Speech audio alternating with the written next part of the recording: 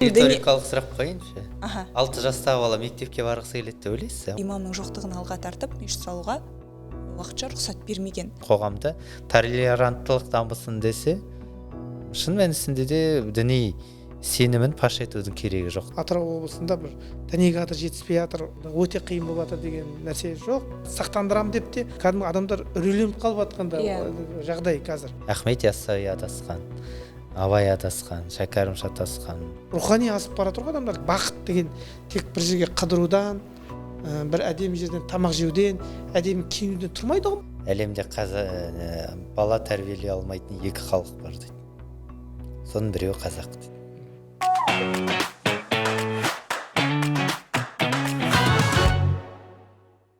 Армысыз оқырман, талқылаудың бүгінгі санда дін мәселесі жөнінде сөз қозғайтын боламыз. Студиямыздың қонақтарымен таныстырып өтейін. Қош келдіңіздер.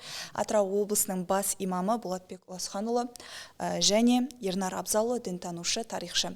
Енді бүгін бізде еркін формат, еркін отырып, өз ой пікірлеріңізді білгендеріңізбен бөлісіп, ақыл кеңестеріңізді айтып отырсаңыздар болады. Дін деген мәселе енді өте нәзік тақырыптардың бірі, баршамызға белгілі. Бұл жөнінде енді біреу ойын айтуға қысылса, енді бірі төгілуге дайын тұрады. Енді сіздер төгіледі деген сенімдеміз.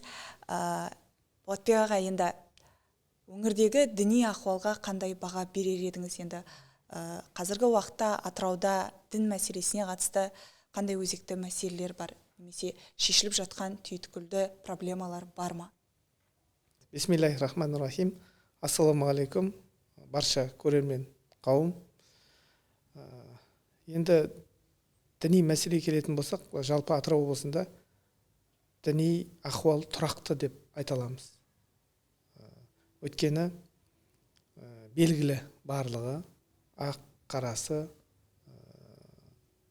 мынау мешіттердің өз қызметтері, өзіне жоспарлары бар. Сол секілді дінмен айналысатын мекемелер, мемлекеттік болсын басқа, олардың өзінің белгілі жолдары айқын. Сол секілді мынау дінді ұстанушы жамағаттың да кім қандай пікірде, жалпы ұстанымда деген секілді нәрселердің барлығы қазір енді біраз жыл болып қалды ғой енді. Егемендіктен бері айқындалып қалды барлығы. Сондықтан діни ахуал жалпы айтқанда Атырауда тұрақты. Және оң өзгерістер бар. Сол оң өзгерістер енді атап өтсеңіз. Жалпы енді біздің жаңа айтып жатқан өзіміздің дәстүрлі, исламның дәстүрлі жолын бар, қазақ даласындағы өзінің орныққан мектебі бар. Діни мектебі қалыптасқан. Енді кеше егемендік алғаннан кейінгі жылдар енді оның арасында үзіліп қалды ғой енді дін.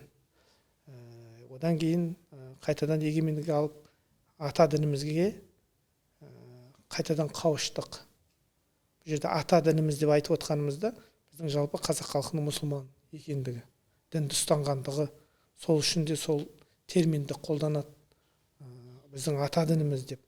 Сол ата дінімізге қайтадан келіп, ел қуанып, жаңадан бәрі қалыптасып жатырды. Діни басқарма болсын, мемлекеттік мекемелер болсын, жалпы дінге қатысты барлық нәрселер.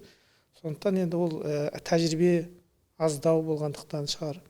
Әркім әртүрлі жан-жаққа оқуға барады, басқа қылады.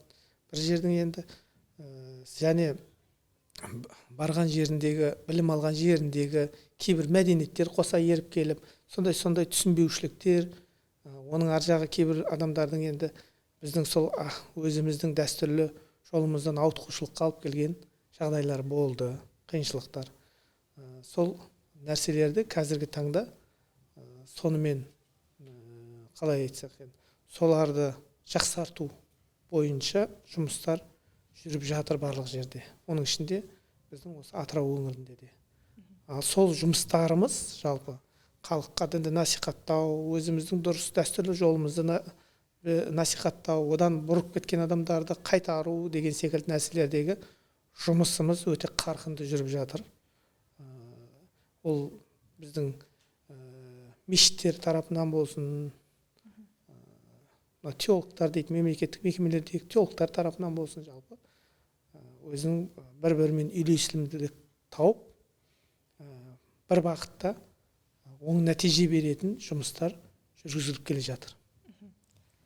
Енді сізден сұрағым келеді Ернар мырза. Енді өңірдегі ахуалды сіз өзіңіз енді сырттай қандай баға берер едіңіз? Осы саланың ішінде қазанында қайнап жатырған адамның бірі өзіңізсіз. Енді 2016-дан бері бізде, мен өзім 2016-дан бері осы қызметтемін, дін саласындағы қызметте, зерттеу, сыртынан бағалау, немесе оңалту жұмыстарына жақсы араласып келем. 2016-дан бері қаншама өзгеріс болды. 2016-да Ақтөбеде теракт болды ғой, көрші облысымызда. Сол теракттан кейін қазіргі жағдаймен салыстырғанда, енді ол көрші өңірде болса да, ол сөзсіз түрде біздің аудиторияға, жамағатқа өзінің әсерін тигізді. Және одан кейін жусан операциясы деген операциялар болды. Яғни Сирияға, сол жақта террористік аймақтарға кетіп қалған азаматтарымыз болды. Осы жұмыстардың нәтижесінде қазір оның бәрі тоқталды. Яғни кейін олар қайтып келді, қайтып келгендер оңалды бір шамасы.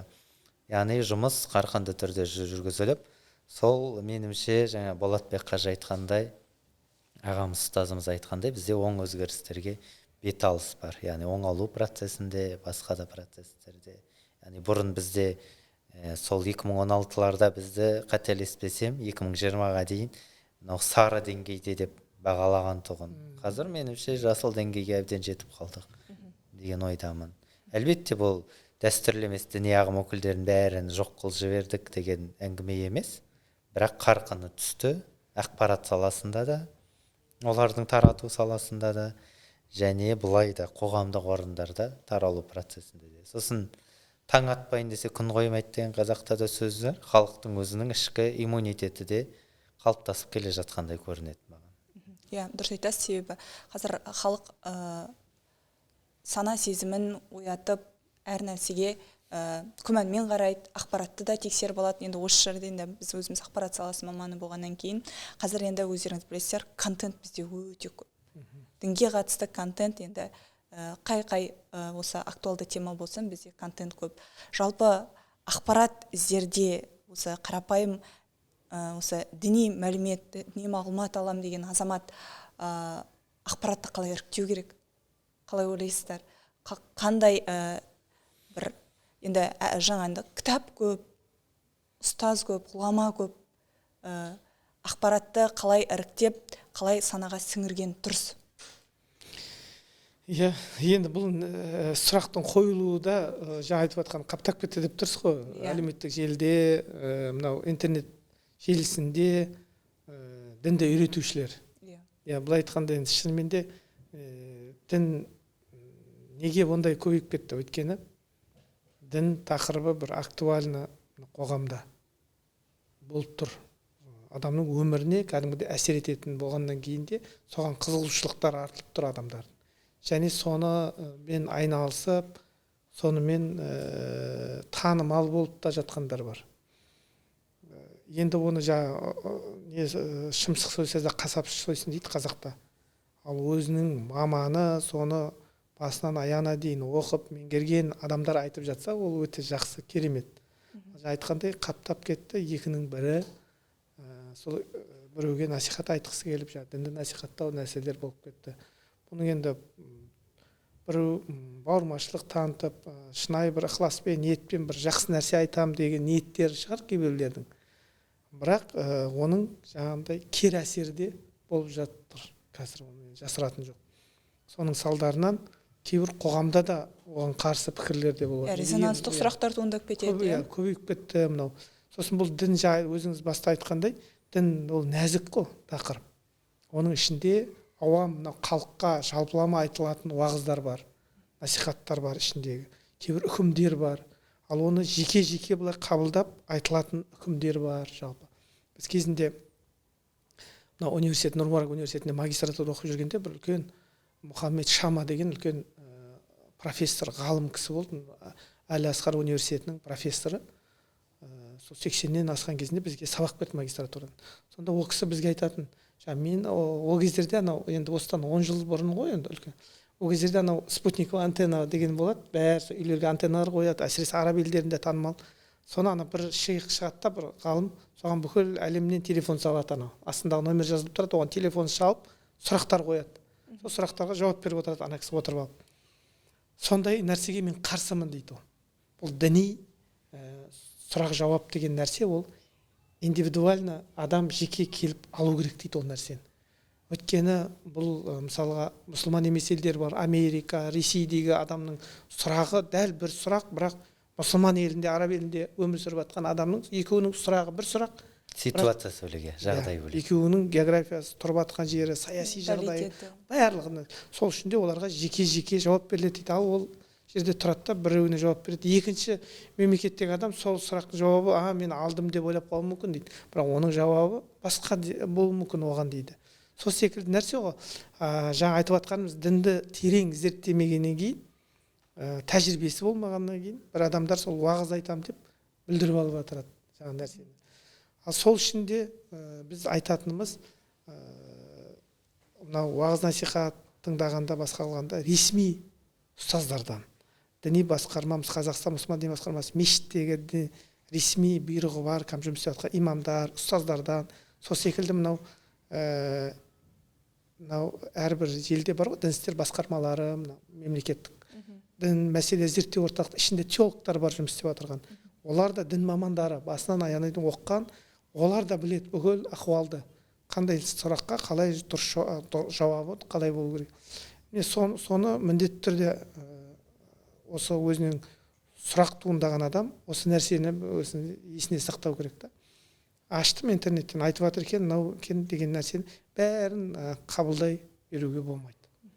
Адамның ішінде өзінде бір сүзгі болу керек қой, шыны керек. Сүзгісін сол нәрсе ресми ұстаз, ресми мекемеде жұмыс істеп жатқан адамдардан бірінші кезекте алса, ол адам адаспайды. Бірақ танымайтын, басқа кім екен білмейді, осылай екен деп ала салуға болмайды. Сосын кейбірлер бар, андай интернет арқылы сұрақ қояды, соны қазір көп қой, инстаграмда мысалы дайрект дейді, фейсбукта өзінің мессенджер сондайлармен мысалы сұрақ қояды, соның жауабын алып отырып, оның ар жағында шын ол адам ба жауап беріп жатқан, басқадан ба, оны білмейді ол мысалы. Ол былай барып, мысалы мешітте отырсам, маған келсе, сіз деймін, мен біледі ресми, келіп кездесіп, бүйтіп сұрақ ауызба-ауыз естиді ғой мысалы. Бетпе-бет көріп. Ал құрығанда бізде мысалы діни басқарманың номері ұмытып отырмын, ана колл-центр бар мысалы. Ол діни басқарманың өзінің колл-центрі әйтеуір ішінде тұрған, ол жаңағыдай телефон байланыс. Соған звондап, сол жерде отырған адам, ресми адам отырады, жауап береді, дұрыс барлық нәрсені сұрағына жан-жақты қамтып. Сол мәселелерге зер салу керек деп ойлаймын. Түсінікті. Бұл мәселені неге қозғап отырмын? Енді жуықта Ақтөбеде болған мәселені болған жағдай енді білетін шығарсыздар, иә. Сол кезде енді ол мәселеге тоқталмай-ақ қояйық. Әлеуметтік желіде өте қызу талқыға түсті.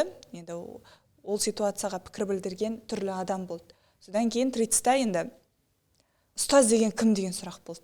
Қазір барлығы ұстаз ба? Сол сұрақты сіздерден сұрағым келіп тұр. Ұстаз деп біз кімді айтамыз? Енді қазіргі мынау айтылып жатыр ғой, мысалға әлемнің бірінші ұстазы Аристотель, екінші ұстазы Әл-Фараби деп, олардың сол деңгейдегі айтылған ұстаз деген нәрсемен біздің қазіргі мына қолданып жүрген діни алаңдағы ұстаз деген нәрсемен шатастырады да енді ол нәрсені.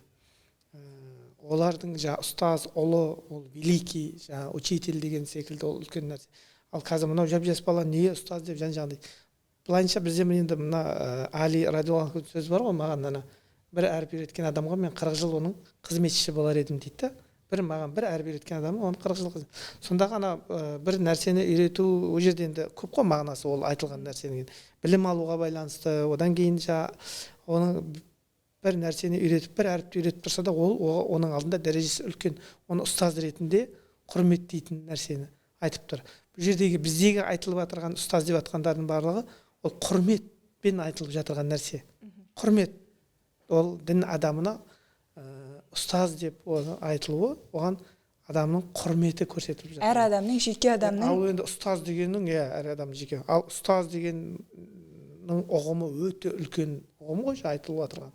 Ол оның алған білімі мен оның тәжірибесі бір-біріне ұштастырған, оның өмір саласы болсын, өзін алған білімін өзіне сіңіре білген, соған амал ете білген, және оны өзінің сөзімен де ісімен де жан жағына жаңағыдай өнеге қылып оны үйрете білген, ойшыл, оның пікірі кәдімгі бір қоғамды қозғап жібере алатындай, ой салатындай, оята алатындай адамды енді ұстаз деген ол үлкен сондай мағынада. Ал енді мына жалпы қазір біздегі діни саладағы оны ихтирам дейді, құрмет ретінде айтылған сөзді оны жаңағыдай үлкен қылып түсініп жатыр біздің енді. Қазақ енді жалпы біздің Қазақстандағы ел өте сауатты ғой, халық. Жан-жақты, білімді. Оның әр нәрсеге мән беріп, ол неге былай айтады, былай айтады деген сұрақтар туылып жатқан сол деп ойлаймын. Енді ұстаз деген сөз жаңа Болатбек ұстазымыз айтып кетті ғой. Шын мәнісінде де қазаққа қасиетті сөздердің бірі, дегенмен де жаңағы мешіттегі болсын, мектептегі болсын, барлық ұстаздарды ұстаз деп айту меніңше бір әбестік емес. Және бізде имам деген де сөз бар, молда деген де сөз бар. Ұстаз деген сөздің екінші бір мағынасы үйретуші дегенменен қазақта мынандай сөздер негізі. Бұның мағынасын ұмытып қалдық бұрын. Қазақта қой дейтін қожа, әй дейтін әже жоқ деген сөз бар, дұрыс па? Сонда неге біз қожа дегенде ойымызға кім келеді, әже дегенде ойымызға кім келеді? Әже дегенде ойымызға ауылдың бір кемпірлері келеді, дұрыс па? Бірақ әже деп негізінде білесіздер ме, қырғыздар әлі күнге дейін әжені әпкелеріне қолданады. Түркіменстанда да солай. Бірақ негізгі түркі даласында әже деп үйретуші әйелдерді айтқан. Түркі біздің қазақтың даласында әже деп негізі түркі даласында үйретушілерді айтқан. Яғни бір ауылды басқарып отқан бәйбішелер. Әй дейтін әже жоқ деген сөздің мағынасы да осы. Кейін пір деген сөзден кемпір деген сөз күйеуі жоқ бір екен деп ондай мағынада емес. Кемпір дегенде пір дегенде сөзде ұстаз деген сөз ғой. Пір дегенде жаңа енді ол шолақ болып қалады, ақсаңдап қалады, сол кезде кеміп қалды деген мағынада. Кеміп қалған пір, мүгедек болып қалған пір, ұстаз деген мағынада негізі қолданылады. Енді жесір деген сөздің мағынасы емес ол. Сол сияқты қожа деген бізде қожалар үлкен дәрежеде дінге жауап берді. Негізінде олар кезіндегі миссионерлер қожа деп атап кетті. Кейін қожаны қазақта түгел бір ру өзіне емденіп алды. Былай қарағанда Түркияда әлі күнге дейін кез келген ұстазды қожа деп айта береді. Географияның мұғалімінде қожам дей береді, діннің де мұғалімін қожам дей береді. Сондықтан бұл қожа деген сөз, ұстаз деген сөз. Бұл қазаққа таңсық сөз емес. Кейін кеңес үкіметі орнап, молдаларды, қожалардың барлығын тыйған кезде, өлтірген кезде, біз ұстаз деген сөзді тек қана педагогтарға ғана алып қалғандай болдық. Шын мәнісінде ұстаз дегенде, мұғалім дегенде екеуі де арабтың сөзі. Араб тілінен біздің қазақ тіліне енген сөздер. Сондықтан бір әбестік жоқ сөз. Әрине, бірақ енді кез келген адамды ұстаз деп айта беруге болмайды. Мен бұған осы жақында көрсеңіздер ме, көрмедіңіздер ме, арнайы пост арнадым. Жаңа сіз діни ақпаратты сүзгіден өткізу керек мәселелерінде. Қазір әлеуметтік желі ғой. Біреуін тыйсаң, біреуі тыйылмайды. Мысалы, сіз түсініп отырмын, сұрағыңыздың ары қарай терең мағынасында түсініп қалдым. Ақтөбедегі оқиғаға әртүрлі пікір айтқан адамдардың арасында өтіп кеткен, қоғам талқылаған адамдар негізі КМДВ-да жұмыс жасамайтын адамдар. Бұлай басқа жерде де жұмыс жасап, бір дін саласында қызмет атқаратын адамдар емес, олар тек қана умраға анда-мында апарып жүріп, гид болып, сөйтіп жүрген адамдар ұстаздап кеткен ғой. Сөйтіп ұстаз деген, мен бірдеме бар екен деп басымда сөйтіп айта салған адамдар ма негізінде. Шын мәнісінде ондай бір діни терең мүфтият өзі қолдайтын адамдар емес ол кісілер, сіз талқылап отқан адамдар. Сондықтан кейде діни ақпаратты дұрыстап сүзу керек, және діни ақпарат беретін адамды да саралау керек. Шын мәнісінде қолында диплом бар ма, адам тісін жылтыртса, фельдшерге барып жылтыртпайды. Қанша жерден 40 жылдық тәжірибесі болса да, стоматологияда жүрген болса да. Стоматологияны 6 жыл бітіріп келіп, жұмысын енді бастап атқан стоматологқа жылдырады, дұрыс па? Бәрібір де 40 жыл қасында фельдшер болып жүргенге жылдырмайды. Сондықтан бұл арада білім, тәжірибе барлығы рөл ойнайды. Дін саласында бұған үлкен сүзгі керек, әрине.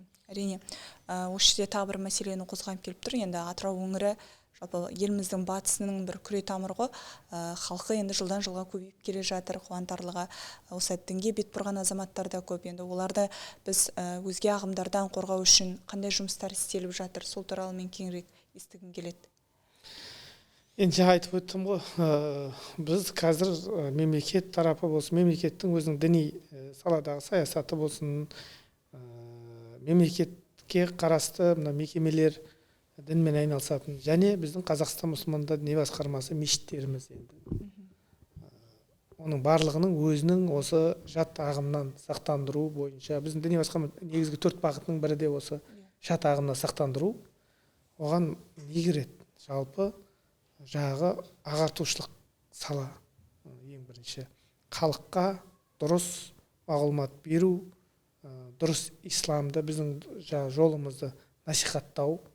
Оны насихаттау барысында түрлі форматта, қазір жаңа айтып жатырмын, әлеуметтік желі, подкаст, жаңа Инстаграм болсын, Фейсбук болсын, басқа да қазір шыға Телеграм болсын, сол ақпараттық салаларды да барлығын пайдалана отырып, дұрыс жаңағы жолымызды айта білу, және адасқан топтардың да осы дін саласында адасқан қазір жүрген ағымдар, жамағаттар болса, оларды да әшкерлеп айтып, мынандай сипаттары бар, осындай топ, осындай елде пайда болған, осындай артында осындай ұстанушылар, бұның осындай кемшіліктері бар, біздің немізге осындай сәйкес келмейтін жерлер деп қазір ашықтан ашық айтылып, мақала түрінде де жазылып, ол бақ өкілдерін болсын, барлығын пайдаланып жатырмыз.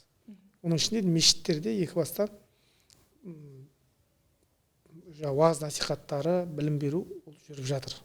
Енді біздің енді мешіт қызметкерлерінің айтып жатқан, біздің енді жұмыс істейтін алаңымыз мешіттер ғой енді көбінесе. Сосын енді мешіттердің ішіндегі жүргізілетін уағыз насихаттардың бәрі сарапталған, қандай нәрсе айтылу керек, қандай нәрсе айтылмау керек жалпы. Және осы халықтың арасында. Жаңада мысалы бір жерден халықтың шарасына келе жатырмыз, сол ортада да осы нәрсені насихаттап отырамыз. Мынау біздің жолымыз, мынандай адасқан, мына жер мынандай емес деген секілді нәрселер.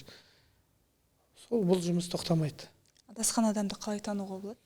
Ол енді көп қой, ол дін саласында Жоқ, менің өзіме жеке қызығушылығым. Мысалы, оның көп қой, адасқан адамның, біз айтып жатырмыз, біздің жолымыз бар, біздің діни жолымыз қандай? Анау ата-бабаларымыздан ұстанып келе жатқан Ханафи, Абу Ханифа мазхабы жол. Сол секілді өзіміздің сенім мектебіміз бар, Матуриди мектебі деген секілді. Және дәстүрлі осы әлемде мектептер бар. Қалыптасқан бүкіл әлем мойындалған мектептер бар.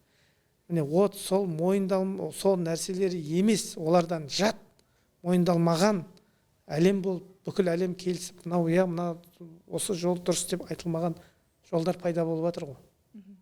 Жоқ, бірақ сіз айтып отырған мектептерді, мысалы, мен білмеймін, діни сауатым жоқ. Мен қарапайым, өтірік айтпай ақ қойын, енді дін жүректе деген өзімнің ұстанымым бар. Мен оны ешқайда сыртқа шығармаймын, өзімнің наным сенімім бар. Ал мешітке съемка болмаса бармайтын адамын. Енді айналамда енді діни адамдар бар. Бірақ мен олардың мысалға адасқанын, адаспағанын, кімнің қасынан қандай ақпарат алу керектігін мен қалай білгенім дұрыс болады. Мысалы, менде жеке өзімде, мысалы. Ондай адамдар өте көп қой. Асарада. Кез келген дәстүрлі емес діни ағым өкілінің 5 сипаты болады. Ол тек қана діни ағым емес, басқа да дәстүрлі емес ағымдарға кіріп кетуі мүмкін. Бірінші, отбасылық құндылықтарға қарсы қояды. Олардың агитацияларында, насихаттарында бірінші отбасылық құндылыққа қарсы қою әрекеті жүреді. Себебі де түсінікті шығар, адам үшін құнды нәрсе отбасы. Отбасында айтылған ақпарат құнды.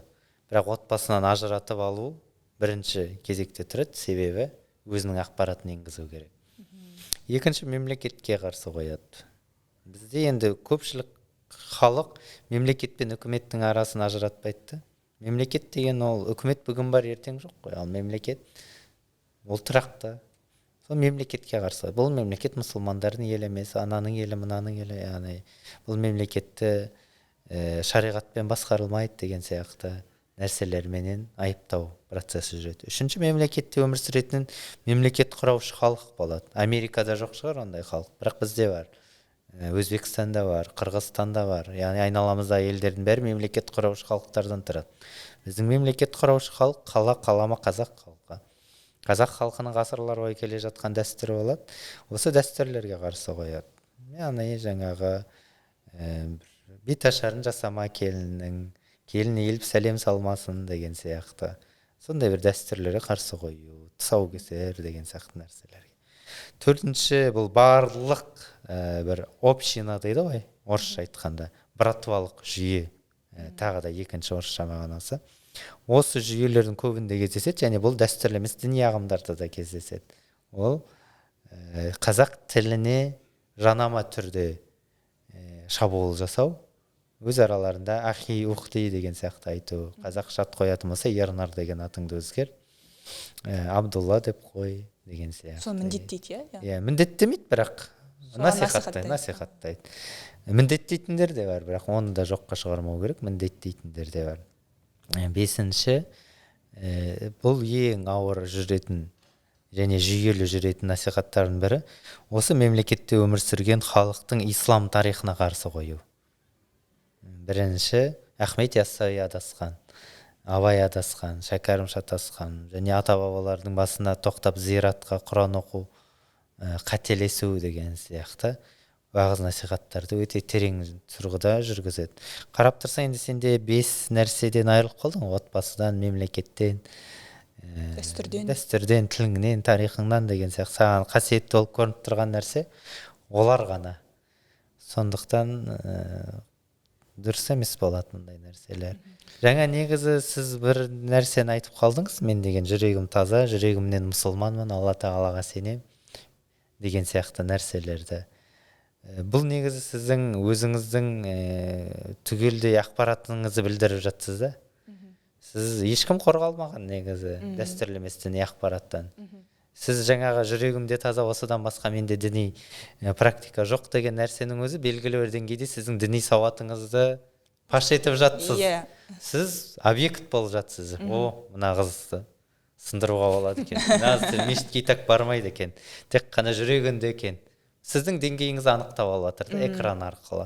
Негізі сіз айттыңыз, жасыру керек деп. Түгел жасыру керек. Мешітке баратыныңызда, бармайтыныңызда, жүрегім таза дегенді де жасырып қою керек меніңше. Білдірмеу керек. Егер түгел білдірмейін десе, дұрыс айтасыз. Біздің Қазақстан көп ұлтты, көп дінді, көп конфессиялы, ашық, ақпаратқа ашық мемлекет болғандықтан әрқайсысын қадағалау қиындықты тудыруы мүмкін. Сол үшін біздің қоғамда толеранттылық дамысын десе, шын мәнісінде де діни сенімін паш етудің керегі жоқ деп ойлаймын. Мен Аллаху акбар, мен осындаймын деп емес, мен тек осы, тек жұмада Құран оқытамын деген сияқты нәрсе. Ондай ақпараттың барлығы адам, дін деген өзі адам менен Құдайдың арасындағы байланыс қой. Өзі жеке ұстағаны жақсы әлбетте. Ал енді тоқыған адамдар әлбетте дінге ақпарат айтып отыруға міндетті. Енді жалпы бұл сенім мәселесі, жаңа айтып жатсыз ғой, жүрегімде сену, бір нәрсеге сену адам табиғатына бар нәрсе ғой. Ол кеңес дәуірінде де дін жоқ десе де бар болды сенімдер. Ырымға сенеді, басқаға сенеді, бәрібір бір нәрсені іздейді. Біздің аталарымыз, әжелеріміз осы ислам дінін ұстанды, өзінің ақыл парасатымен дұрыс екен, пайғамбардың хақ екен, Алла бар екен. Сол сенімді де өзі ішке бөлмей ме, жаңағы ізінен тақлид, ата әжелеріміз мұсылман болған, мен де мұсылманмын деп жүреді. Біреу ақылмен келеді, Алла бар екен, Құдай бар екен, соған ақылмен жетеді. Біреулерін енді Алла тағала сондай қылып тура жолға түсіреді, жүрегіне сондай иман, сондай кәміл иман сондай болады деген секілді. Сол секілді бұл жаңа айтып жатқан өте дұрыс ақпарат айтып жатыр. Бұл қазір біз қазақ халқы өзі бір жайбарақат халықпыз ғой жалпы. Басқа халықтарда сондай шығар мүмкін. Біз қалай адам жаңағындай біріне кетеміз ғой. Жалпы енді өмір сүру үшін адам енді жаңағындай бақытты өмір сүру үшін сол бақыт үшін күреседі ғой әрбір адам. Ол аспаннан салбырап бақыт қыла салмайды бір жанұяны, адамды. мысалға 1% жаңағы талант, 99% еңбек деген секілді адам сол өзін көрсетеді, тұлға ретінде басқа ретінде қалыптасады. Сол сияқты мына жанұяда өзін бақытты тұру үшін өзінің бір заңдылықтары, ережелерін барлығын сақтайды адам. Сол үшін күреседі, сондай қылады. Сол секілді бұл да қазір мысалға айтылып жатыр, мысалға қанша осы жыл болды. Теледидар болсын, ақпараттық несі бар, теріс ағымдар бар. Ағымдардан сақтанайық. Ағымдар деп атады. Бірақ әлі күнге дейін мысалға кейбір ол ата-аналар мысалы жауапты. Енді үлкен кісі болғаннан кейін, дүниеге бала келгеннен кейін біз оған жауапты боламыз ғой енді балаға. Діни ұстанымына да былай жауапты боламыз. Дінде де сондай жалпы жауапты боламыз. Сол секілді жаңа айтып жатқан оны қазір осындай нәрсе шығып жатыр дегеннен кейін адам шамалы содан ақпарат алу керек та әрбір адам. Жаңағыда жүрегім таза дегеннен шығады ғой мәселе. Үйдегі баланы мысалы ол мысалға ол баланың діни қазір ода қалай көзқарасы, қызығушылығы артып тұрған шығар үйдегі балаға. Кішкентай өсіп келе жатқан баласы дінге. Ал ол енді ол әлі жас жаңа, оң солын танымайды. Сол үшін ата-ана оған бірінші кезекте баласын үйде айту керек қой, әй, біздің ұстанымыз осындай. Дінді ұстанасың ба? Иә, ондай болса сен құқың ислами дұрыс нені ұстан, мынау болса осы бақыт, бақытқа кетіп қалма деген нәрсе сияқты бәрін соны қарап отыру керек та адам. Бізде жай бір рақатпыз ғой енді. Адасып кеткен баласының тіпті қайда барып жүргенін білмейді. Мешітке барып жүр деп қояды, болмаса дін намаз оқып жүр дейді, ол кімнен үйреніп жатыр деген сияқты нәрселерді. Соның барлығы біріне ұштасып отырған нәрселер ғой. Жақсы айтты сипаттарды, нелерді. Сол секілді ол мүмкін айтып отқан тек ол ислами осы бағыттағы адасқан жамағат емес ол. Бізге қатысы жоқ. Біздің ислам дініне қатысы жоқ, адасқан неше түрлі басқа да діндер бар, басқа да андай дін емес неше түрлі де қазір ағымдар жетеді келіп жатырған мысалға. Олардан да сақтану керек қой адам деген секілді. Ол үшін адамның өзінің жаңағыдай қалыптасу керек адам үйде. Оны енді балаға, үлкен адам енді өзі оқып, зерттеп, ақылын жүгіртіп қалыптаса, бірақ балдарға сол ата-анасы әсер етіп қалыптастыру керек. Осы жерде мен тағы бір мәселені көтергім келіп тұр. Мәселе емес, тақырып иә. Мен бір танысымның әкесі мемлекеттік қызметте жүрді. Сосын енді ауыл азаматтары мешіт салайық деген. Мешіт салып ниет білдіреді. Сонда айтқан, имам жоқ, мен мешіт салуға әзірге рұқсат бермеймін. Маған дұрыс имам керек.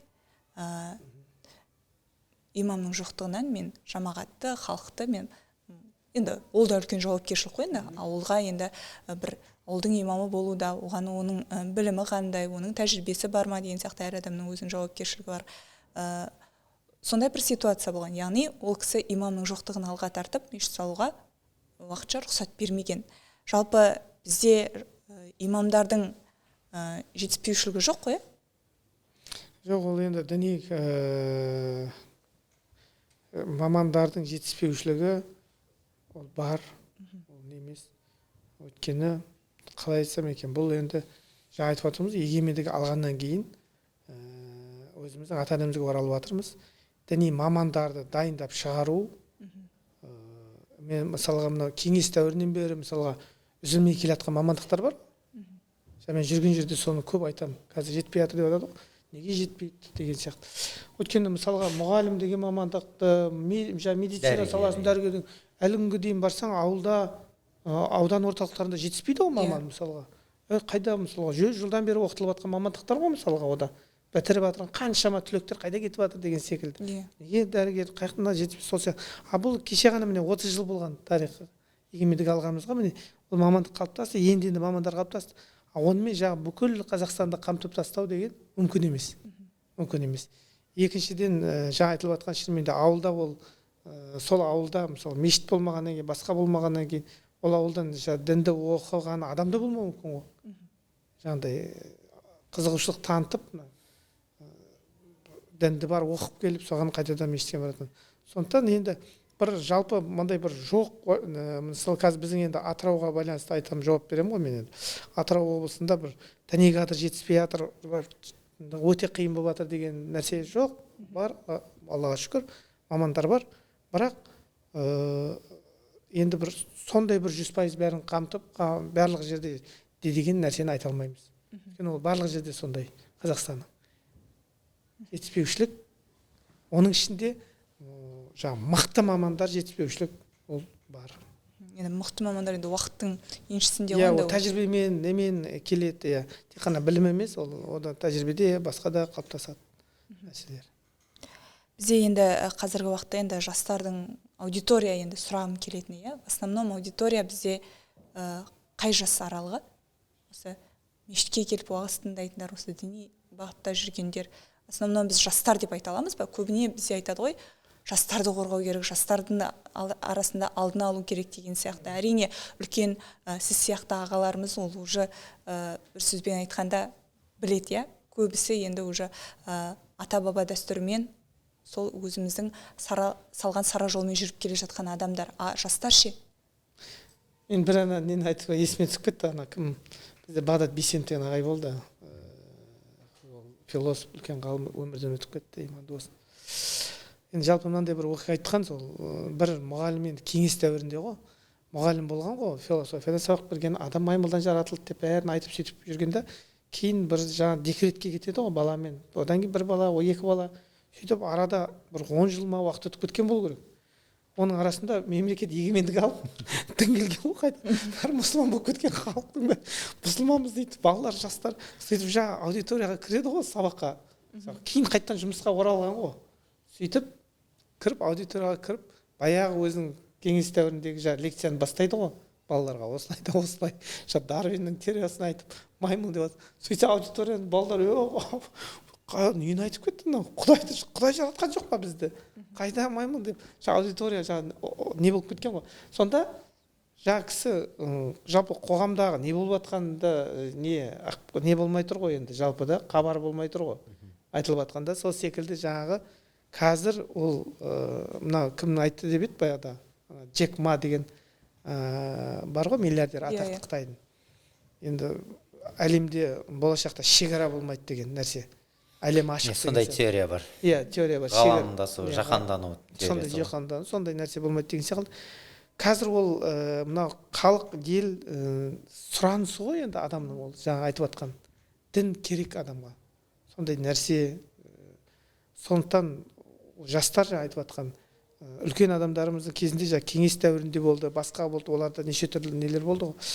Ал қазір енді туылып жатырған жастардың бәрінде мешіттер бар, ислам діні, дін, оларда ол міндетті түрде. Сондықтан да басым көпшілігі жастар, дінді ұстанушылардың болуы, заңдылық нәрсе ол. Мешіттерде де дінді ол, өйткені организм өсіп келе жатырған. Ол әр нәрсені, ақпараттар, жан жақтан нәрселерді қызығушылық. Ол мүмкін мешітке келді дегенде, қазір мешітте жастар толып отыр дегенде, ол 5 жылдан кейін сол жастар, сол мешітте болады деген нәрсе емес ол. Ол кетіп қалуы да мүмкін ертең қайтадан ол неден. Просто оның қызығушылығы көріп, мешітке келеді, намаз оқып жүреді, нәрсе болады, қарап, ол тұрақты сол өмір бақи соны ұстанып кетеді деген нәрсе жоқ, ол ешкім ондай нәрсе демейді. Сол үшін ол қай сала болсын деп ойлаймын. Тек қана ол дін саласында емес, жастар, ол қазір бір бұзық нәрсе шықса да жастар соған барып түседі. Қазіргі шығып жатқан бір нәрсе күресіп жатыр, барлық мысалға, синтетикалық мысалға наркотик дегенде пайда болды. Қазір қолдан жасалғанымыз қанша улап жатыр. Соны кімдер істеп тұтынып? Соны 89 жастар соны. Өйткені жаңа нәрсе шықты, бірден шықты, өзінің жастың несі психологиялық ұмтылып.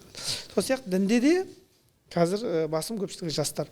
Ал енді сол біз қазіргі жастар елдің болашағы, ертең бүгін жас, ертең 15 жылдан кейін, 20 жылдан кейін ол отаға болып, бір ел ағасы болады, басқа қылады. Сол үшін де оны осы кезден бастап оған барынша мұқият болу керек деп жатқанымыз сол ғой. Қарындасымыз сұрап отыр, жастық деңгейі қандай деп, мешіттегі аудиторияның. Меніңше 15 жас пен 45 жастың аралығында. Әлбетте ортада 20 мен 30-дың арасындағы жастардың, осы жас аралығындағы азаматтардың саны басымырақ. Енді сіз мешітке келеді дегенде тек қана 5 уақыт намазға қамтып отпаған шығарсыз. Жұмаға келетіндер бар, айт намазға келетіндер. Егер 10 мен есептесек, онда ұзара береді. 45, бірақ негізгі масса дейді ғой. негізгі массы 15 пен 45 деп ойлаймын. 45 деп неге айтамын? Өйткені 80-ші жылғы туғандар Қазақстан тәуелсіздік алып жатқанда 10-да болған, олар студент болған үлкен қалаларда мешіттер жаңа құрылып жатқан. Сондықтан 80-ші жылғылар мен осы жаңадан дүниеге келген 2010-дардың арасында мешіттің негізгі аудиториясы бар деп ойлаймын. Ал 70-60-шы жылғылардың да қарасы жоқ емес, бар, олардың да өкілдері бар, бір-бірден болса да мешіттерде.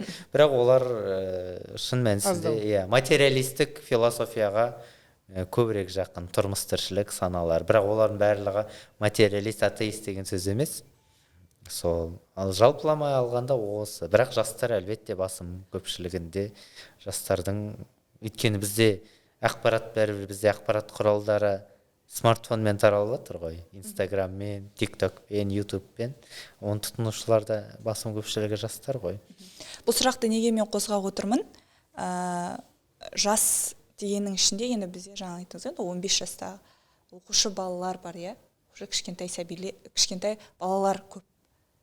Қазіргі уақытта енді сіздер енді саланың мамандарсыз ғой, жүргін шағып майын жетін.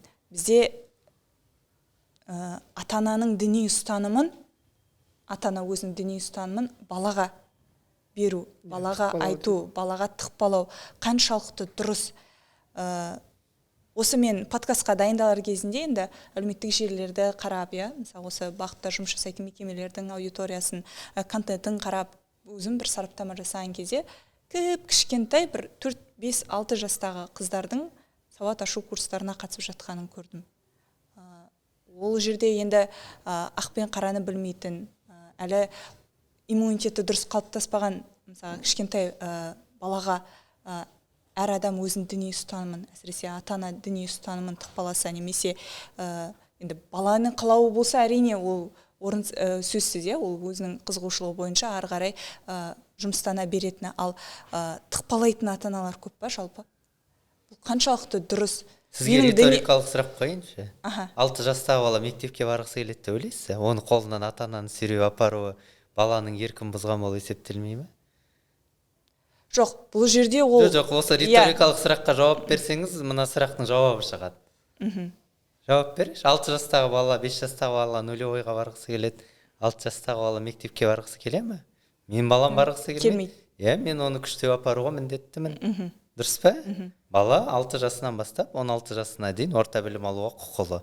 Мен егер мектепке апармасам, мен жауапкершілікке тартылам. Мен баламды мектепке апармағаным үшін. Дәл сол сияқты ата-ана баласына діни білім беруге құқылы.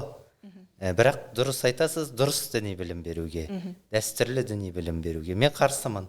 Ата-ана егер кәдімгі этникалық мұсылмандар дейді, мұсылмандық дүниетанымын ұстана алатын болса, бала оған жеткілікті дәрежеде болады. Бірақ бала таңдауға келген кезде, яғни таңдай алатын жасқа келеді ғой.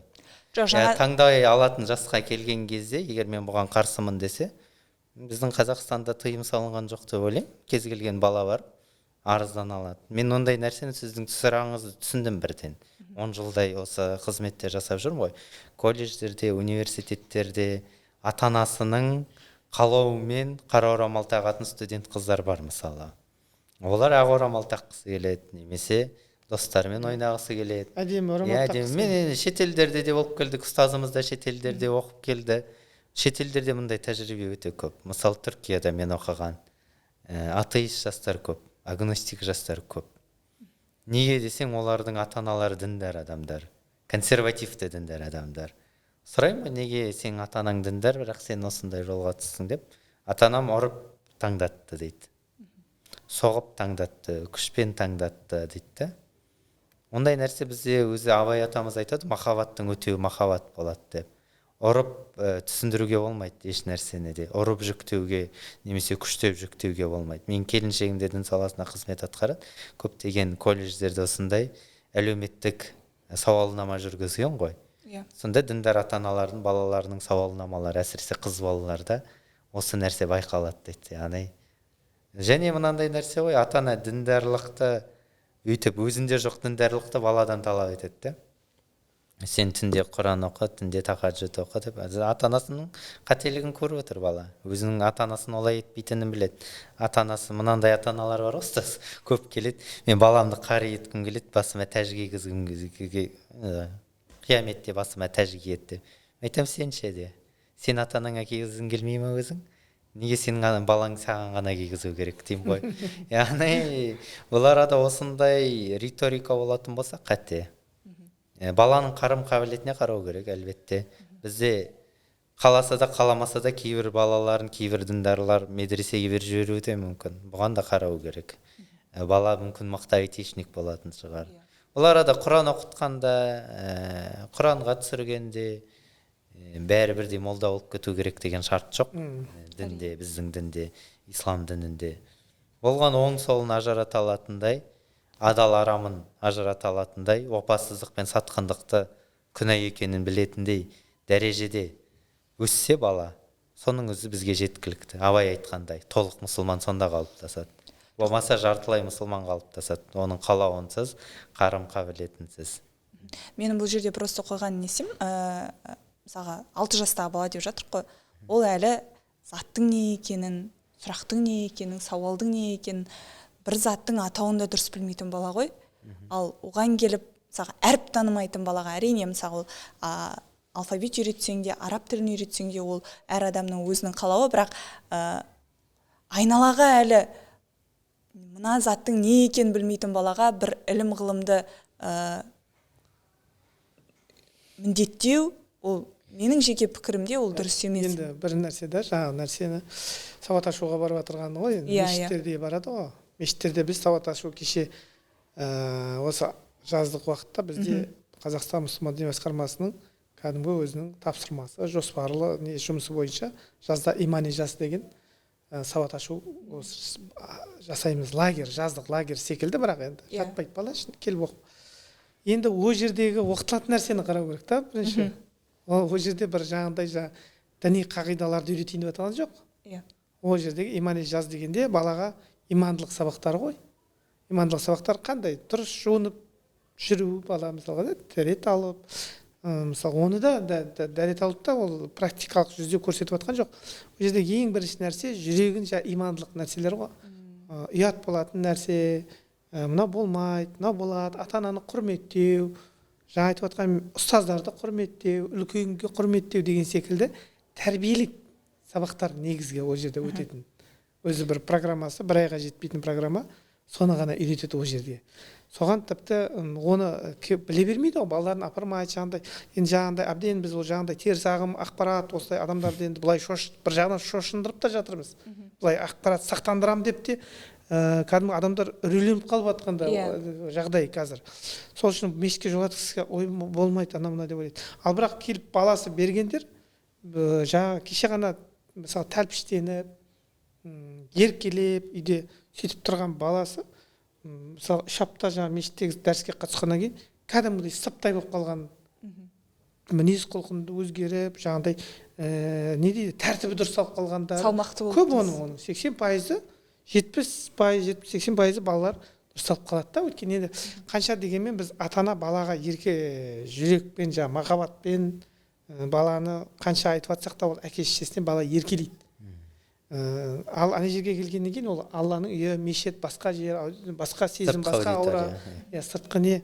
Сосын ұстаз осылай істеу керек. Өйстіп ата-ананы құрметтесең, сен осындай жақсы боласың, жолың болады. Әрине жас ерекшеліктері де бар ғой, ол өте уақ балаларды алмайды ғой. Жоқ, біз ол жерде тіпті тәртіп бойынша да біз ондай кішкентай балаларды алмаймыз.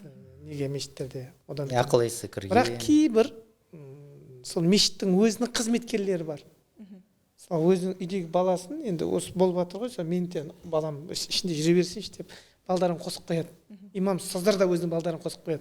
Жаңа айтып жатқан бәрібір ата-анамыз, мен де өзімде үйде баламды қанша не істейміз, бәрібір әке-шешеме еркелейді ғой бала деген өзінің әке-шешесіне. Сол секілді бәрі сондай мен де балдарымды лагерьге беремін сол. Енді чтобы тәрбиеленіп дұрыс бірдеңе болса да үйренсін деген секілді тәрбиеленсін. Енді сөздеріңіз ауыздарыңызда енді мынандай да нәрсе бар ғой. Балапан ұяда не көрсе ұшқанда соны іледі дейді. жүктөө деген нәрсе де емес, бала көрген нәрсесіне де қызығады ғой. Ата анасы дәретін алып жатқанын көреді, намаз оқып жатқанын көреді. Бұның бәрі ритуалдар ғой. Құран оқып жатқанын көреді, сондықтан сұрақ қояды, я болмаса қонақтықтарға барады. Үлкен кісілер ал бисмилля деп батай береді. Оның бәрін көріп отқаннан кейін сөзсіз түрде балада сұрақ пайда болады. Сұрақ пайда болғаннан кейін ата ана баласына үйретеді ғой. Ата ана баласына сол кезден бастап әлеуметтік байланыс орнату үйретпейтін болса, оны көшедегілер тәрбиелейді. Ол бәрі оны көшеден үйренеді. Сондықтан діндар ата аналардың балаларының кейде діндар болуының басты себебі де осы. Ол бәрібір ұшқанда ұясынан көрген нәрсені ілетін болады. Бірақ ол жаңағындай мешітке келіп қатысып не істеп жүргенмен ол мысалға барлық діндардың балалары жаңағы діни қызметкер болып кетіп жатқан жоқ. Өзі үшін ғой, енді үйретіп қояды. Ол өзінің діні тіпті жаңағыдай намаз оқымауда мүмкін 5 уақыт, бірақ жүрегінде иманы бар. Мен басқа да неше түрлі өзінің мамандығымен жұмыс істеп отырғандар көп.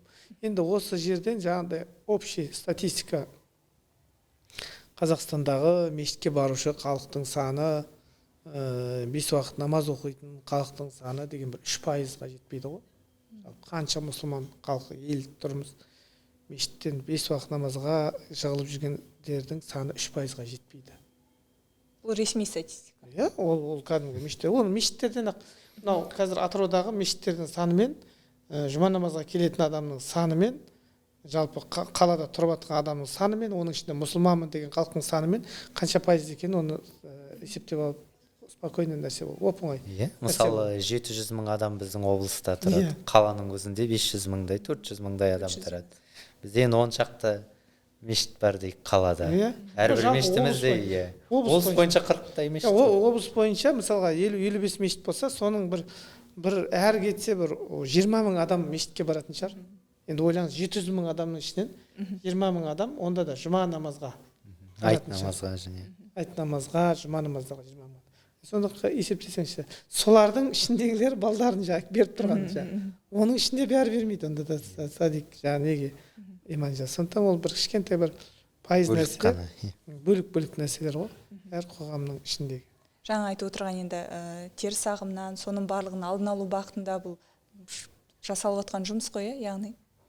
Жоқ, ол жаңа айтып отырған, кетіп қалмажсын, өзіміздің сара жолымызбен жүрсін деген бағытта қолға алынған жұмыстар ғой, жаңа сіз айтып отырған лагеріміз. Сіз айтасыз, қазір бар ғой, міне дамыды ғой, бәрі дамыды дегенде, ойбай техника дамыды, технология дамыды, ел дамыды, бәрі дамыған уақытта рухани азғындық болып жатыр ғой.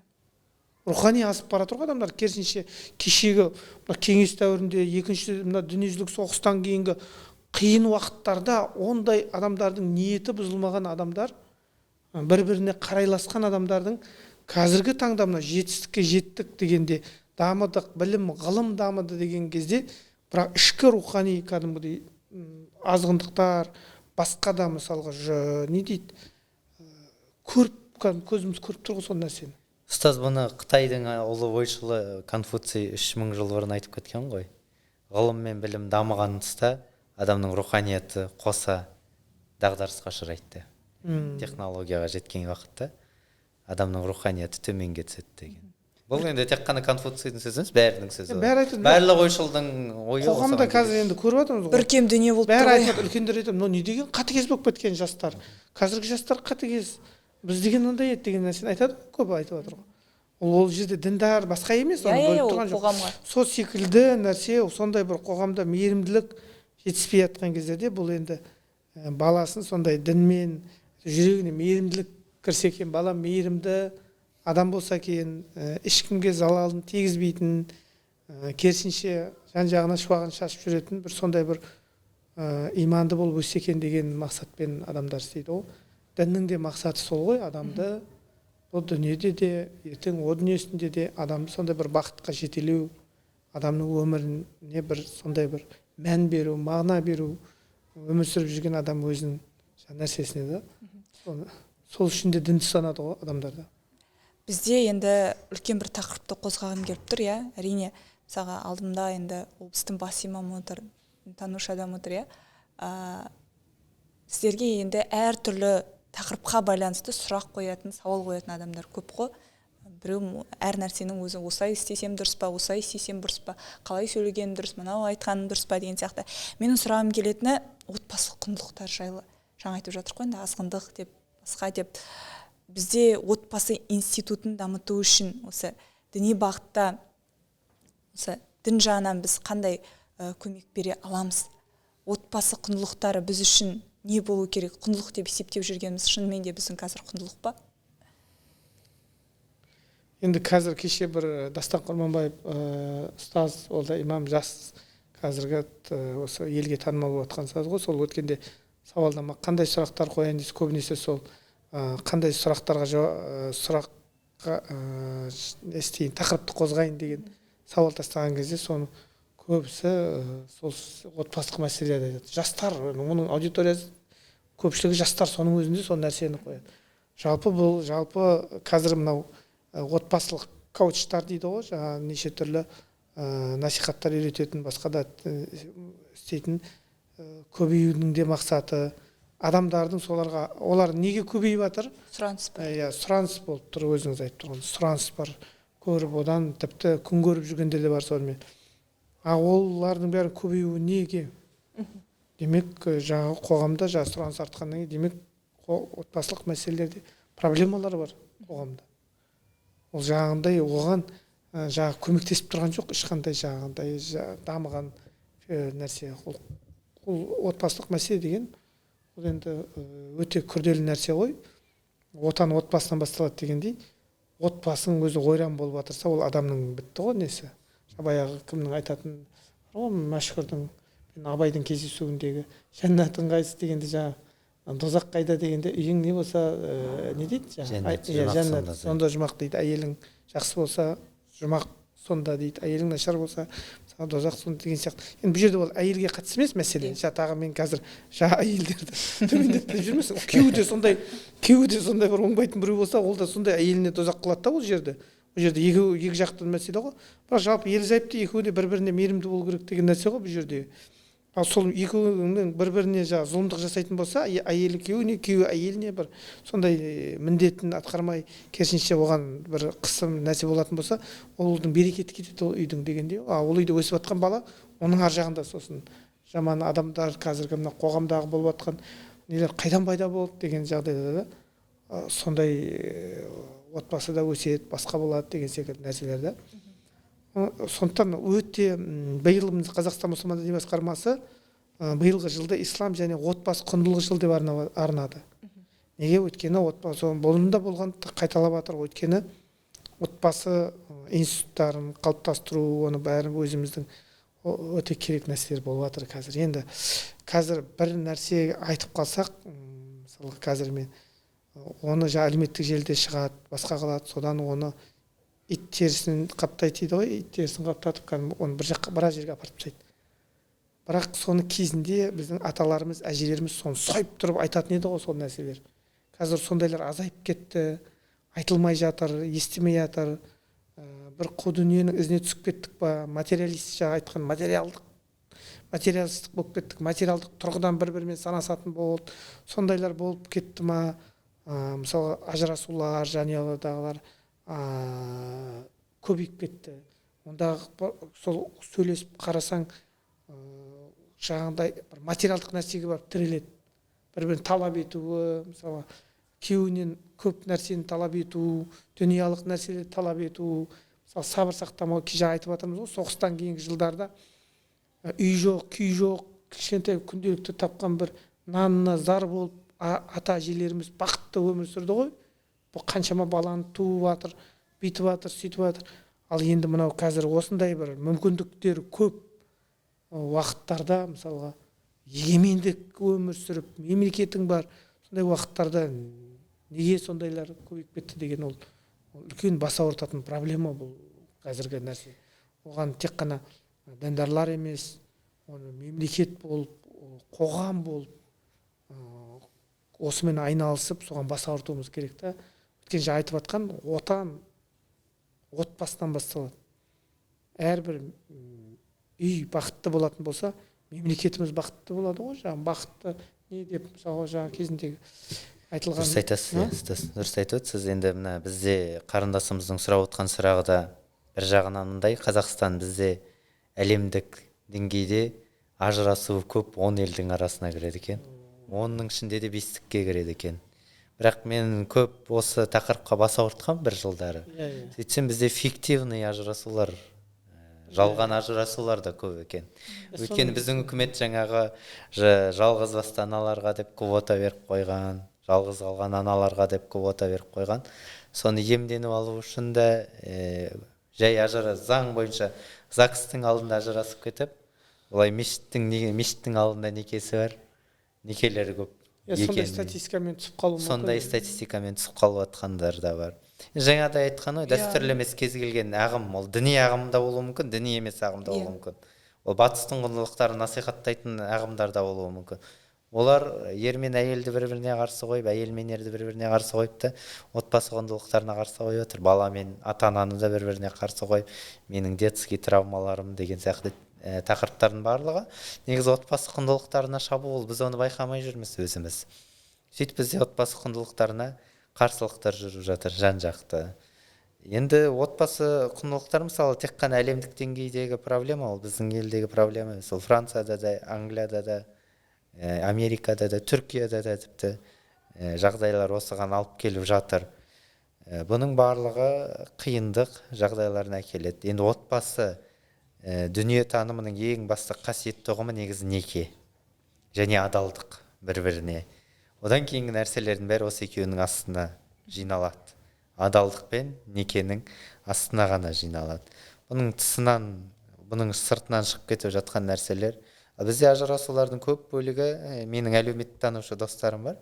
Түркияда докторлық қорғаған, Францияда қорғаған 2 досым бар әлеуметтанушы. Екеуімен осы жақында кездесіп әңгіме айтсам, екеуі де зерттеу жүргізген. Мен ойлағам, Қазақстанда ажырасудың басты себебі шетелдерде, өзіміз болған шетелдердегідей алдау, яғни жұбайын алдау бір-біріне, көзіне шөп салу мәселесі ма деп ойлап жүргем негізінде. Олай емес екен.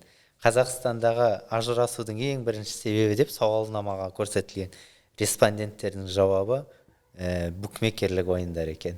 Яғни ер азаматтардың ақшасын, отбасының ақшасын шашу, құмар ойындарға кіріп кету екен. Ең бірінші орында тұрған себеп сол екен біздің Қазақстанда.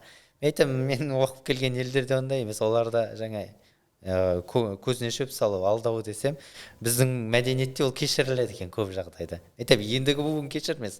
Бірақ 80-ші, 70-ші жылға буын ол нәрсеге негізі кешіріммен қарайды екен. Әлбетте ер адамдар тарапына. Бірақ жаңағыдай құмар ойындары көп екен бізде өкінішке қарай. Бұл сөзім кейбір бизнес өкілдеріне зиян тиюі мүмкін. Бірақ деген осыны айта алуымыз керек. Бізде отбасы құндылықтары дегенде ер адамдар бәрібір де негізгі жауап біздің бәрібір мәдениет. Қанша жерден коучтар шықса да, біздегі бәрібір мәдениет отбасының басшысы, отағасы дегенде ер адамдарға қояды. Жігіттерге айтам да, ең қасиетті нәрсе отбасы. Осыны аман алып қалу меніңше біздің замандастардың басты міндеті. Ерекеңнің сөзіне шығып жатыр, ол қазір еш нәрсеге нәрсенің бәрі қазір енді бір нәрсе айтсақ, интернет бәрі керемет қой, пайдалануға, дамуға, бәрімізді білім алуға, басқаға. Енді осының екінші жағы да бар ғой, енді жаңағыдай адамның бұзылуына алып келетін жамандықтың да тез таралуы да. Жамандық нәрсенің де тез таралуы және соның адамға қол жетімді болуы, доступны болуы да жаман нәрселердің. Қазір мысалы үйдегі баланың шетелдегі бір қылмысты көріп жата береді деген секілді нәрселер. Дінге қарсы топтар бар да. Дінді осы ойбай, мынандай болады, енді діннің жаңағы бір нөлде бірдеме бір пайыз жаңағыдай террорист болған, бірдеңе болған нәрселер адасқан, ол сондайлардан діннен бүйтіп жатыр, сөйтіп жатыр деп жатыр. Бірақ енді ол жаңа айтып жатқанды өте күшті айтты. Неке және соның астындағы жауапкершілік деген нәрселер, адалдық, бір-біріне деген нәрселер барлығы аса жаңа айтып жатқан құндылықтар ғой. Енді бұл нәрсе отбасылардың бұзылуы деген. Енді қарасаңыз ағымдар, бір мысалға жат ағым дегенде тек діни ағым деп жатыр. Оның ішінде енді жаңағыдай кіріп жатыр ғой, мысалы бір жыныстылардың неке отбасы дегенде сіз қай отбасын айтып тұрсыз деген сұрақ болатын болды қазір былай уже сондайға бардық. Ер мен әйелдің кәдімгі біздің дәстүрлі біздің санамыздағы отбасын айтып тұрсыз ба сіз? Әйтпесе қазір міне дамыған деген батыс Европада еркек пен еркек бір үйде тұрып бала асырап алатын құқығы бар. Америкада сондай нәрселер болып жатыр енді. Құдай Алла өзі сақтасын бет алып. Көрдіңіз бе? Ол да отбасын деп санап тұр өзін. Әйел мен әйел бір отбасында тұрып бала асырап алу, ол да отбасы дейді. Бара-бара қазір мысалға да сол нәрселерді негізі енді тиісті мекеме бола ма, үлкен жалпы үлкен алпауыт осы нәрселерді жалпы қолға алмаса, ол нәрседе сіңе береді ол қазаққа қазір. Мысалға біреудің өз махаббатым үшін күрестім деп күйеуімен тұрып атқан, басқа біреуді жақсы көріп қалып ажырасып, мысалға да сондай отбасы кегізжің болып ажырасып кетіп, міне мен өз махаббатымды бүйттім таптым, бүйттім сөйттім деп сонысын кәдімгі әлемге паш етіп, ол үлгі болып отырған нәрсені көзіміз көріп жатыр ол қазір. Сондай нәрсені үлгі міне осыдан көреді, әлеуметтік желіден көреді, басқадан көреді, өмірін көрсетеді, керемет. Өткенде біреу жазыпты, неге осы ажырасқан әйелдер сондай бір бақытты болып кетеді дейді. Әлеуметтік желіден ананы бір бақытты қылып көріп тұр да, өйткені неге оның енді күйеуі дым жоқ, ол қыдырады, бір жерге барады, әр нәрсесін салады да.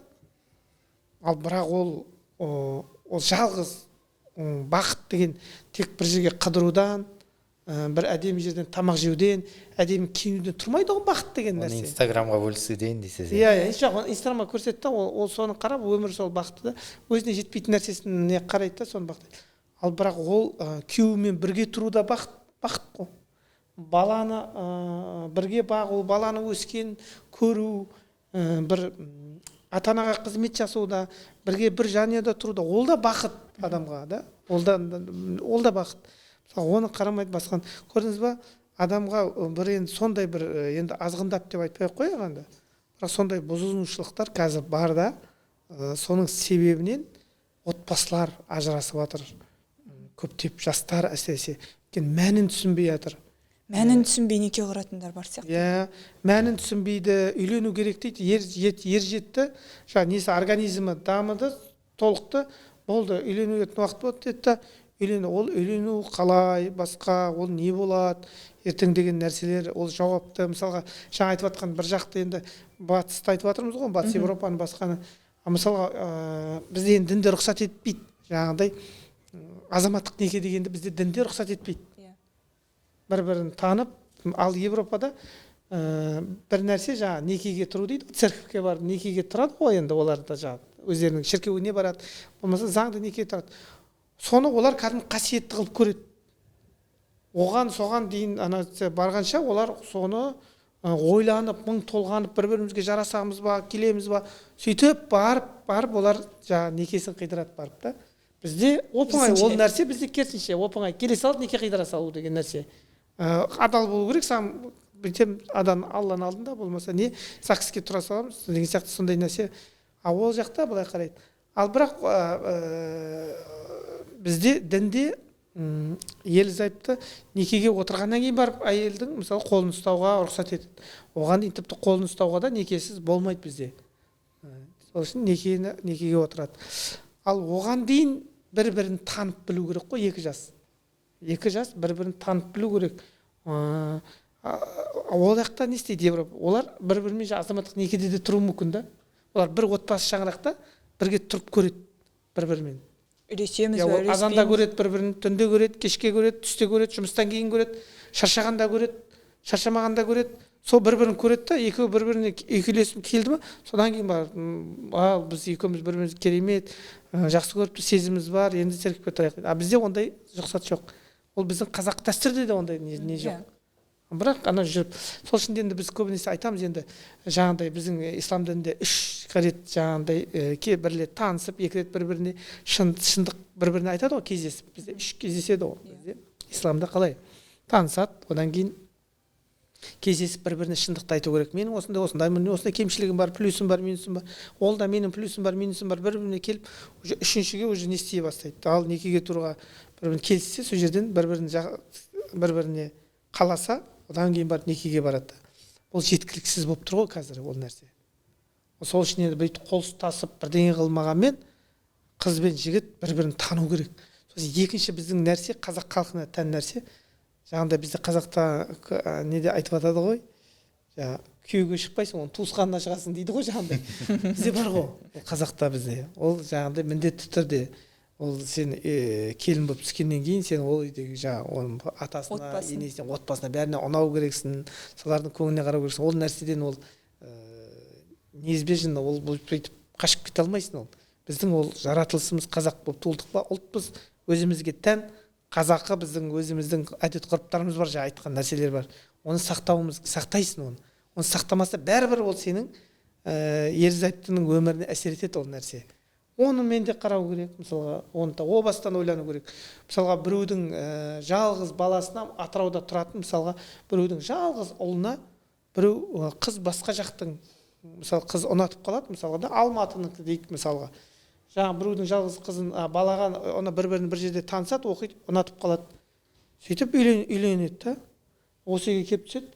Енді бұл біздің өзіміздің дәстүр бойынша о бала әке-шешесін қарау керек шағырағында. Дұрыс па? Келінмен міндеті о баланың. Қарау керек, дәстүр бойынша, дінді айтпағанда. Ал қазіргі түсініктер қалай? Ол қыз, жоқ, ол Атырауға мен тұра алмаймын дейді мына жерде. Ауа райы басқа, маған келін, біз Алматыда тұрайық, болмаса Астанада тұрайық, мен жұмыс істеуім керек, өсуім керек деген сияқты. Мысалы, біреудің жалғыз баласын алып кетеді. Ал ол мына әке-шешесі бар. Ал енді оны қалай қылады ол? Көп о баланың енді ата-анасы бақытты қақты өсіретін еседі. Ол былай жүреді, андай болады, әке-шешесі болады, баламыздан ажырасып кетіп жатады.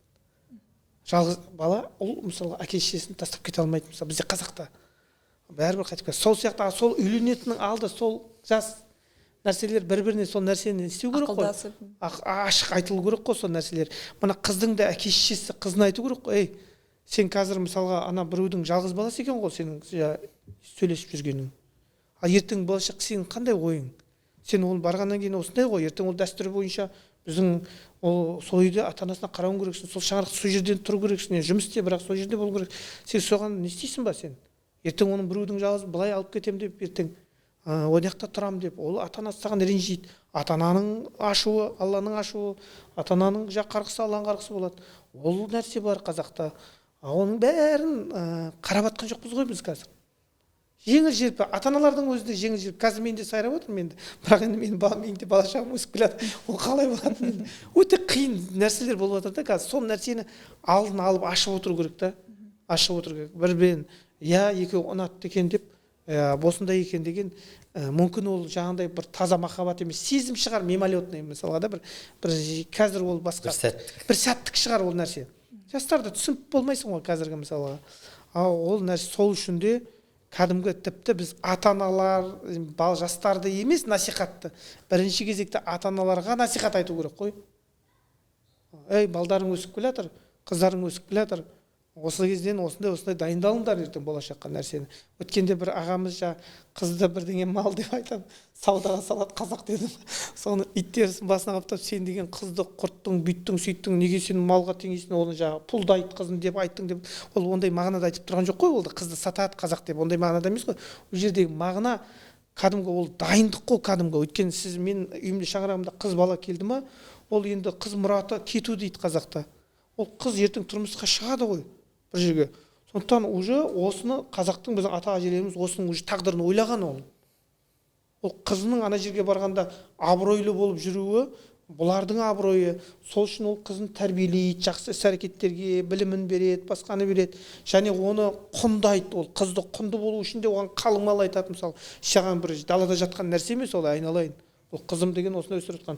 Әйелдікке өзіңе не қылмайды, осындай оның қалың мал болған, басқа болған, ол жерде ол қызды сату емес, ол қызды наоборот дәрежесін көтеру ғой ол өзінің әркім. Сондай түсініктер, қазақы түсінік жоқ бізде.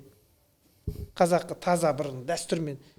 Енді дінді айтсаң басын, енді оның ішінде дінмен былай түсіндіріп айтайын десең, ол дінді тағы бұл арабтың мәдениеті, оны тағы қабылдағысы келмейді да.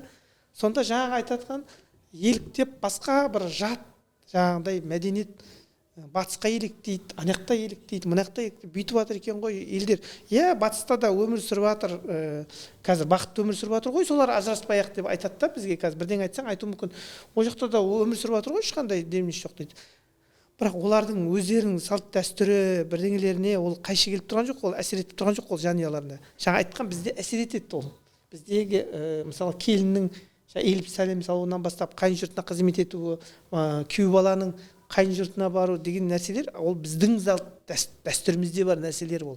Оған сондықтан оны міндетті түрде ол жанұяға әсер етеді ол нәрселер. Оны да адам қарау керек. Одан да адамның хабары болу керек қой біздің жастарымыздың. Адам бұл жерде енді үлкен нәрсе. Мен айтып отқан дұрыс. Иә, сондай нәрселер ғой. Аслам.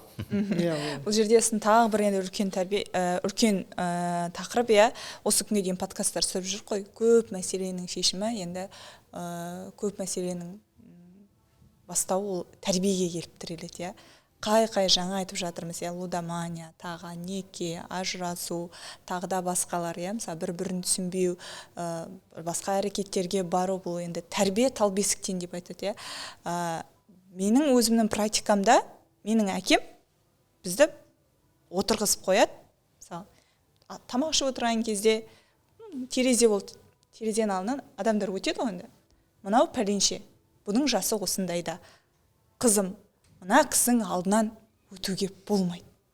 Бұл үлкенге құрмет көрсетудің несі, әдебі деп маған мысалы айтты.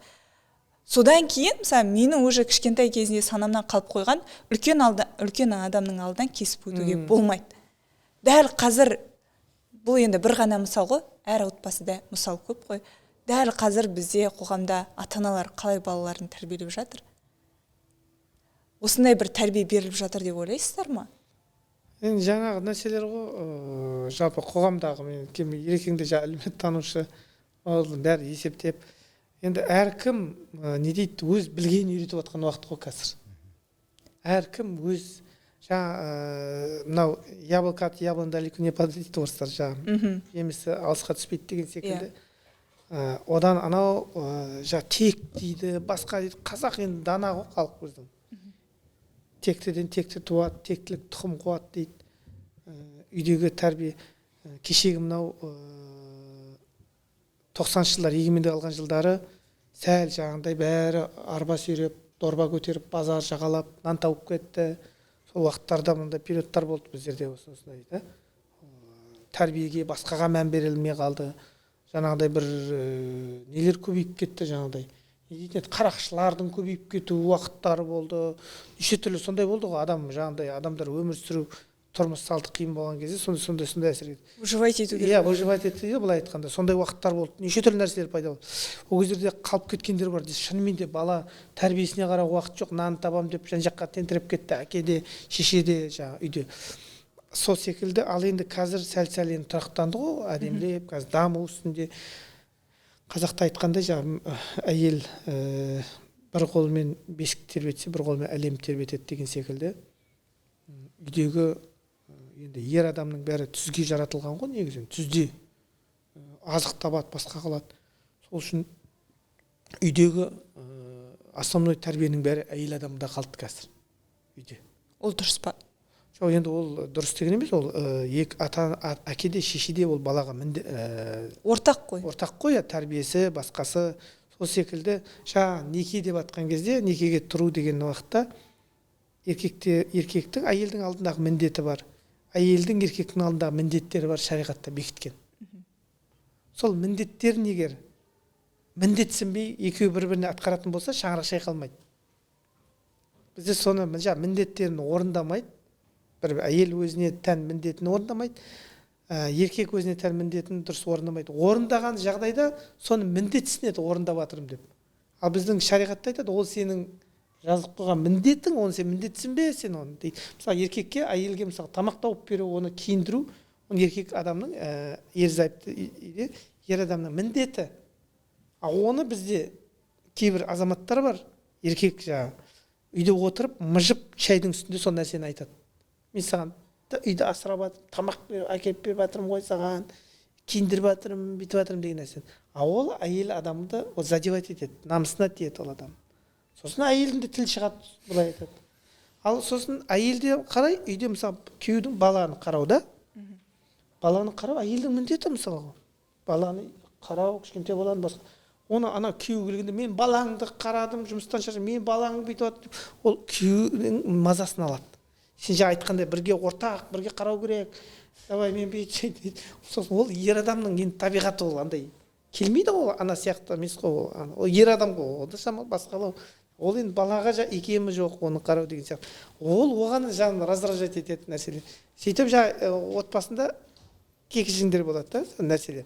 Сол секілді жаңа айтып отқандай тәрбиеде ортақ дүние болғанмен әркім осы тұрғанда шаңырақтағы балаларына, сол баланың ертең болашағына алаңдайтын болса, айтып отқан көп қой қазір. Не көп, кітап көп, баланың тәрбиесіне арналған. Тіпті қазір қазақ тілінде керемет дүниелер пайда болып жатыр. Соларды оқып, балаларға қолдарынан келгенше үйде тәрбие бере болса, жаңа мысалы сіздің әкеңіз көненің көзін көрген, келе жатырған нәрсе ғой, тәрбие, жанұялық келе жатырған тұқымда. Сол тәрбиені ары қарай сіңіріп жатыр өзі көргенді. Жаңа өте жақсы айтты Ернар ұстаз. Жаңа бала айтқанды емес көргенін істейді деп. Өйткені үйде сол нәрсе, үйдегі мысалы мен әйеліме қалай құрметтеп отырсам, сол балалар да ертең соны көріп отыр ертең. Сол секілді жаңағы әйел де үйде мысалы күйеуіне қандай құрмет жасап отыр, сол секілді ертең балалар да сондай болады өскенде. Осы арада мен бір түйін сөз айтқым келіп отыр. Жаңа қарындасымыз айтып жатыр ғой, әкемізді солай тәрбиеледі деп. Сосын бізде қазақ былай тәрбиелеген екен, былай тәрбиелеген екен деп, кейде өзіміздің ұлтымызды жақсы көргеннен идеал қылып жібереміз ғой, өзіміздің қауымды. Бірақ осы идеалымды менің Мағжан Жұмабаев сындырды. Мағжан Жұмабаев өзінің педагогика кітабының алғашқы бөлімдерінде айтады, әлемде бала тәрбиелей алмайтын екі халық бар дейді. Соның біреуі қазақ дейді. Мен ана сөзді оқып отырып, біртүрлі оқып қалдым. Біз ұлы халықпыз, дала халқымыз, бүйткенбіз, сөйткенбіз, әкенің қабағынан қорқу керек деген бүтін күңгірт көзілдірігімді сындырып тастады Мағжан Жұмабаев. Сонда ойлаймын да, негізі біз қателескен жерлерімізді оған негіз келтірді ма? Иә, әлбетте. Біз білім бере алмай жатқан, тек мал бағып жүргенін соған негіз келтірді. 20 ғасырдың басындағы оқиға ғой. Бірақ әлі содан мен қорытынды шығарды деп ойламаймын. Ол сөзін Абайға негіздеп отыр. Абай да сөйдеп айтты. Сондықтан мен ойлаймын, дәл қазіргі уақытта осы сөзі Мағжан Жұмабаевтың бір осындай айтып білім басқармасы шақырып әкелер слеті деген слет ұйымдастырды. Осы дәл осы сөзімді айттым. Содан бір әке 40-50-лерден асып кеткен атып тұрып, не деп отырсың, біз дала халқымыз, даланың ұлы халқымыз деп. Сосын айттым, ұлы халық деген ажырасудан алғашқы орындықты ала ма? Ұлы халық бала зорлаудан алғашқы орындықты ала ма? Ұлы халық осындай коррупциядан алғашқы орындықты ала ма? Кейде адам өзін қатты бағаламау керек қой. Ұлт та өзін кейде қатты бағалап қояды. Мағжан Жұмабаевқа толық келісем. Екінші, дала халқымыз деп отырмыз. Қайсың қазір далада тұрып жатсың бұрынғыдай? Бәрің Нұрсаяда тұрып жатсың, бәрің авангардта тұрып жатсыңдар. Европалық урбандалу жүйесі, далалықпен үй салып жатыр ма? 2 бөлме бір ас үй сыймайтын. Ондай жерде бізде басқа мәдениет орнап жатыр бізге. Басқа тұрмыс тіршілік орнап жатыр. Сондықтан тәрбие тал бесіктен әлбетте. Қазақ мынандай нәрседе, қазақы менталитеттің керемет жерлері көп. Оны жоққа шығармаймыз.